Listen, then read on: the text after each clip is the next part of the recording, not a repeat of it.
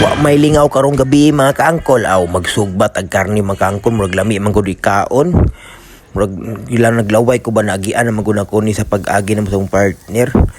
Mao ni mga kaangkol gisugban ako. Matama ra gud ni bali 200 lang gud na karni mga kaangkol. Pais na po ni para sa mong duwa kay duwa ra man po ni mga kaon mga kaangkol. Pero apil lang iro ani. Pero di man po ni mo ni mahurot tanan gud. Mao may pag-uli na ko gikan bukid mga kaangkol. Diri sa ko sa Panabo mag-standby karon mga kaangkol kay mag-sideline pa mampug ko. Balikan na pud ako tong mga piso na ko dito kay puro ba ito gipang sakitan.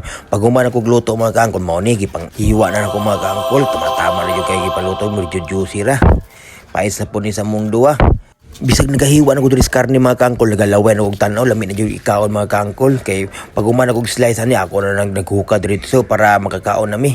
Dagko na kay singot oh. Video nagulanan ba ako ani kay mo pagsugban ako naulanan. Mo ni mangkol gisugdan na kog kaon, tistingan na to gamay be.